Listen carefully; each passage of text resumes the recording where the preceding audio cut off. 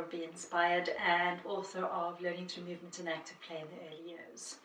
Now I wanted to speak to you about when it's good for children to be adult-led and when it's good for them to be child-led. So when it's good to lead them through activities and when it's good to leave them to just get on with what they're engaged in.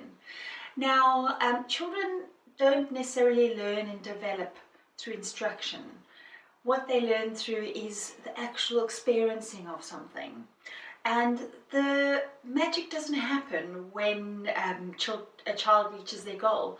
The magic actually happens throughout the whole process. So it's really important to think when children are young and when children are in the early years, it's the whole process of experiencing where they are going to get a lot out of it. Older children, the older a child, the more they are able to engage independently and self-motivate. However, if a child is in an enabling environment, an exciting environment, if there's things that are just sparking their natural imagination and interests, then they probably will more likely be engaged for a longer period of time. Now, I hope by now you've watched or read the video and the blog about create an enabling environment at home, and hopefully that's all set up ready to go, and now I can take it one step further for you and help you figure out how you can actually make the most of that. Now you know your child better than anyone. You know what their interests are and you know what engages them. So think about all those kind of things and how you can actually use their interests and the imagination. You know, what animals do they like? Are they into space? Are they into, that kind of thing?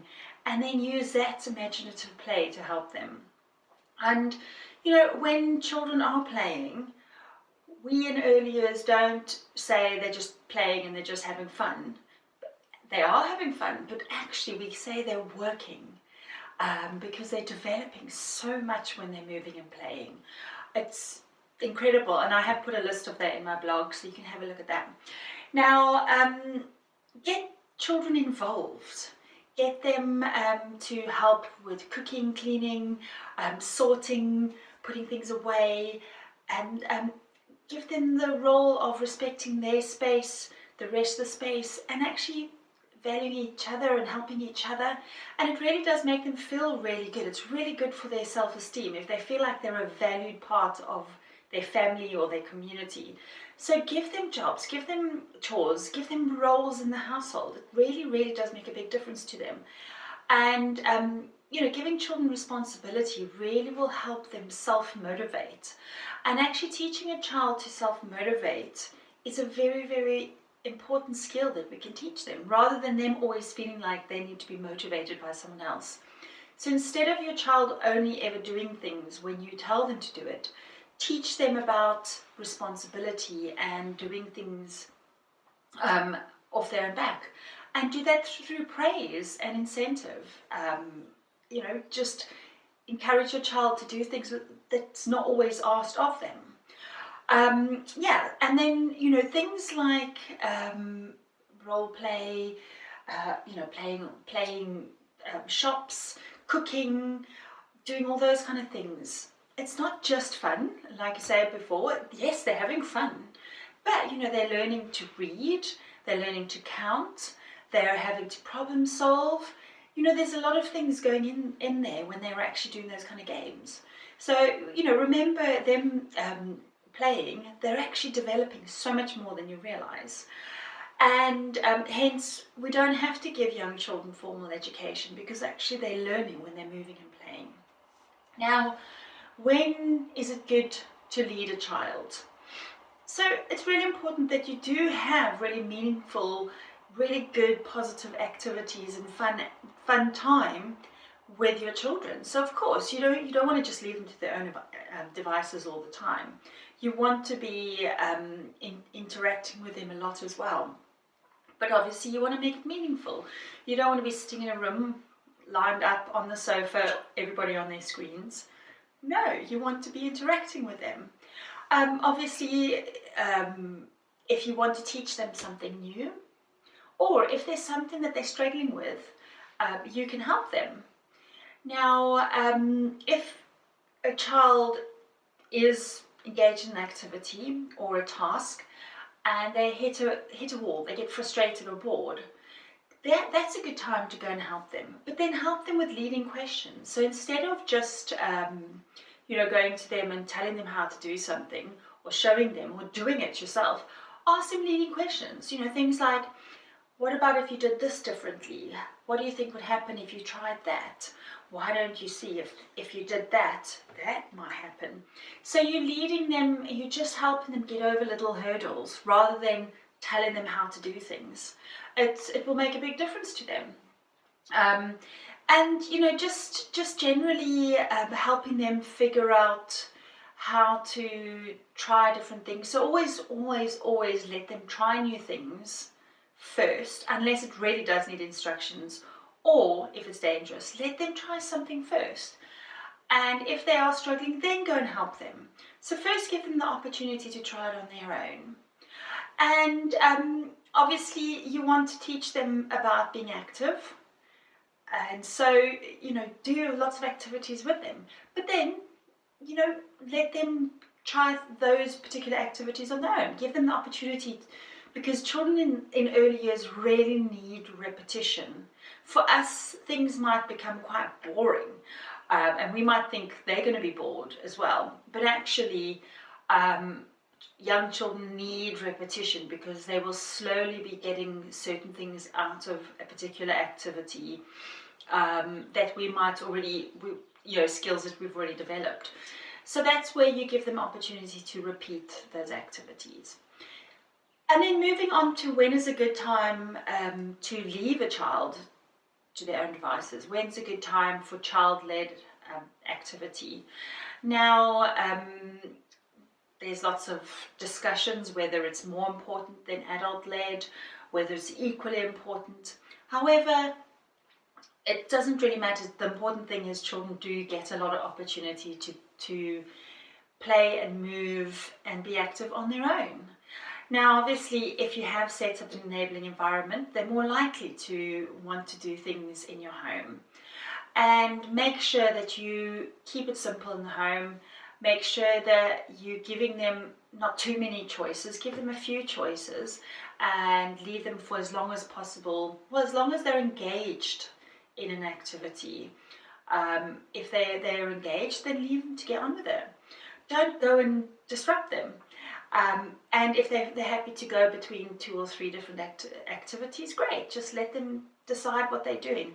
If you give them too many choices, they're going to struggle. I would say if a child is engaged in a sedentary active for too long, that's maybe a good time to also go and interrupt, just to break it up and then do an activity. But maybe then you can give them the choice of an activity that they're quite happy to do on their own. You can set up an activity with them and then walk away and leave them to just carry on and find how they will be engaged, and how they'll choose to move it forward. So, you're starting off with them and then you move on. And that allows them to take it further. So generally, it's about making sure that children have various spaces in the home and various activities on offer that actually really will spark their interest. And then they'll be happy to be left to get on with it. And things like role play is so important. If you've got a role play area, it's great. And if you've got more than one child, brilliant if they can role play together, because that's going to be really good for their social skills. But whether there's more than one child or a child on their own, it's really good for language development.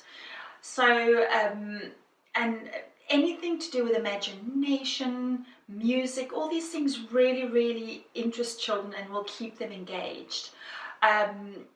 When you're doing things with your children, oh my goodness, movement to music and active songs are really good for obviously their physical development, but also their language acquisition, their language development. These are really important. We think we're singing songs with children, but actually we're teaching them a lot about language through singing. I would also say when you're doing nursery rhymes, make them big. I do a lot around big nursery rhymes, and the idea is instead of just doing Inty Winty Spider, you actually do a huge action. So you create all these actions where it's a real high energy activity, and it will definitely, the children will enjoy it because of they love their nursery rhymes, but they'll enjoy it more because they're actually moving, and it's exciting, it's interesting, and it's keeping them engaged a lot more. So that's another thing to do. And then talking about role modeling. Us as adults are, whether we like it or not, we're huge role models for children.